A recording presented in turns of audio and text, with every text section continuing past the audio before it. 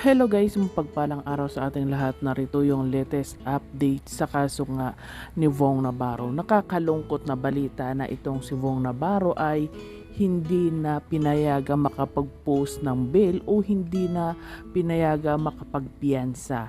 Marami sa atin at lahat sa atin naniniwala kay Vong Navarro at umaasa na mapagbigyan siya na makapag-post ng bail niya para makalabas naman pansamantala. Pero yun nga ang nakakalungkot kasi nga ibinasura ng korte yung kanyang petisyon na makapagbiyansa siya sa kanyang kaso. Kasi alam naman natin na dalawang kaso ang isinampa sa kanya nitong si Denise Cornero, at yung isa nga ay may piyansa at yung isa nga ay wala. Kaya ito ngayon ang nakakalungkot na balita at syempre nadismaya tayo at yung mga fans niya na umaasa na makakalaya pansamantala itong si Vong para naman makasama sa Pasko at sa bagong taon ang kanyang pamilya at yung mga kaibigan niya. Gaya nga ng sabi ni Christopher Min, bakit hindi kumuha daw ng mas malakas na abogado itong si Vong Navarro para naman may laban siya doon sa inihain niya na petition. Yun nga lang ay wala na silang magawa at inaasikaso na daw ng korte yung paglilipat ni Vong Navarro ngayon sa Taguig City Jail kung saan doon siya nga ay magsistay o maikukulong. Ang tanong ngayon ng mga kasama ni Christopher Min, ilang buwan na naman kaya yung hihintayin ni Vong Navarro para sa pag-usad ng kanyang kaso.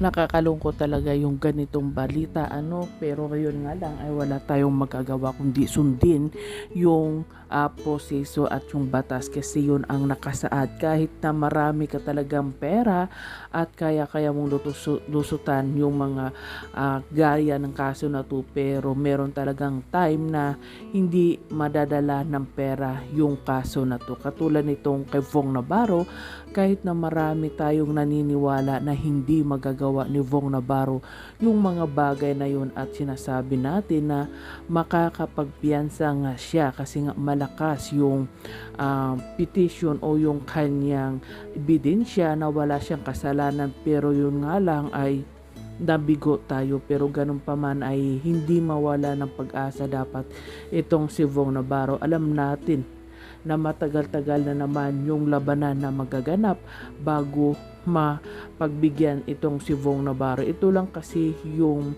time na namomroblema itong si Vong Navarro kasi nga maraming nagsasabi din na mahina ang laban o ginagawa ng kanyang mga abogado. Kahit itong si Christopher Min ay nagsasabi bakit hindi gumawa daw o kumuha ng mas malakas na abogado at malaman talaga o aralan mabuti yung kaso. Pero yun nga lang ay yung kaso na isinampa sa kanya ay hindi maaari makapagpiyansa si Vong Navarro noon yun, pero ngayon daw ay pwede na makapagpiyansa. Pero yun nga lang ay binasura ng korte yung kanyang petisyon na makapagpiyansa muli. Marami sa atin ang dismaya at yung mga kaibigan niya, yung pamilya ni Vong Navarro na umaasa na makakasama na nila itong si Vong Navarro at syempre yung mga anak niya. Pero yun nga lang ay wala tayong magagawa kasi yun ang desisyon ng korte, kaya dapat nasundin yun kasi yun ang batas sa Pilipinas. Kaya nga siguro ay si Vong Navarro ngayon ay inilipat na sa Taguig City Jail kung saan nga yung lugar na yun ang kinakatakutan niya at ayaw niyang pumasok doon kasi nga gaya na rin sa mga nagsilabasa ng mga balita na may mga pagbabanta nga sa buhay ni Vong Navarro once na siya ay makapasok doon sa Taguig City Jail.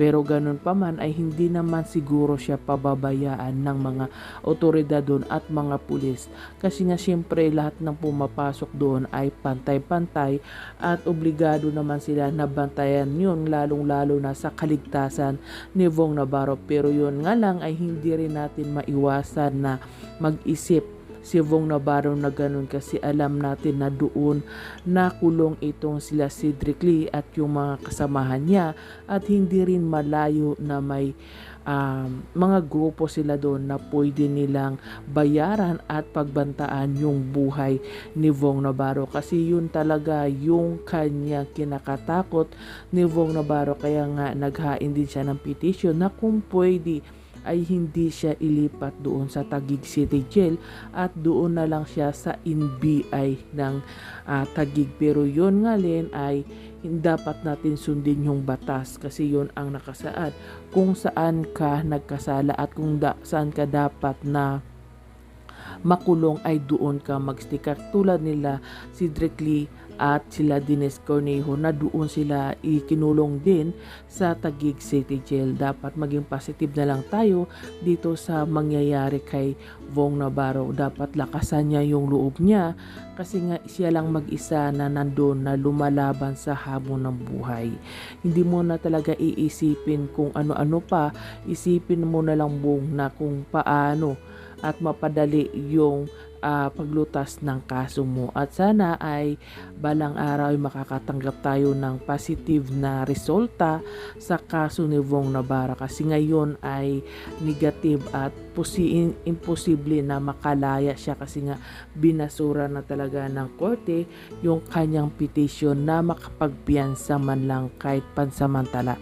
Hindi siya pinagbigyan. Yun ang pinakamasakit ngayon na katotohanan, kasi maraming umaasa talaga na makapagpiyansa nga itong si Vong Navarro sa kaso na isinampa sa kanya ni Dines Cornejo. Napakahirap kasi ng isang kaso na isinampa sa kanya, kasi nga wala talagang piyansa. At yun ang nagpapahirap ngayon kay Vong Navarro. Yun nga lang, wala rin tayong magagawa, kasi yun na ang resulta o desisyon ng korte. Kaya wish na lang natin kay Vong Navarro na maging matatag, matapag at maging strong siya sa lahat ng hamon ng buhay. Huwag mawala ng pag-asa, kumapit lang, kasi darating yung araw na magiging maayos din yung lahat.